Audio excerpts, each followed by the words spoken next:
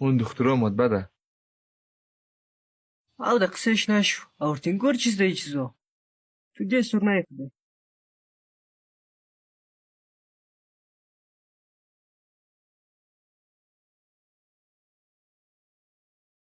آه چی خوب شی سرنای میزنه یه چه بیا برو گوش کنی نشته؟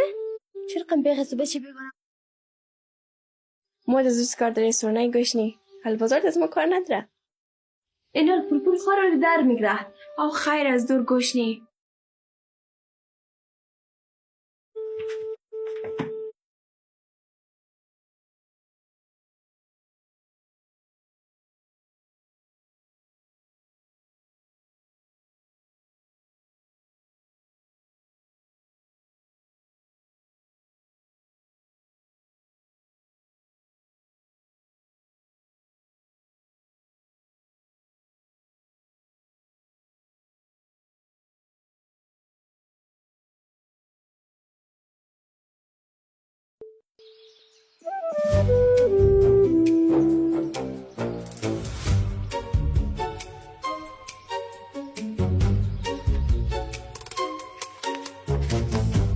نشته چیز بالا از دست دکترون شمدی؟ نه یا سوادم رو خراب کنن نه شرم نه حیا.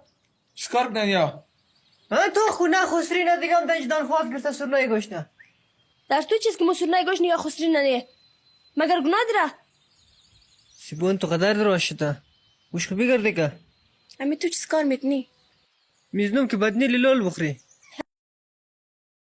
خیرال از قارق تابیه شمون برین خانه. نه هیچ کاره که ممکن کنم نه ما چکوشیم برا برین دسترشیم تخت مو.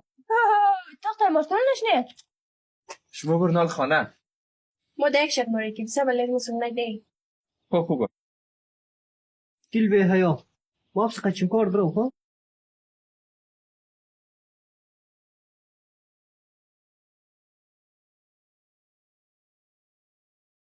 تو از مالی ده خانهش خوبی نداره.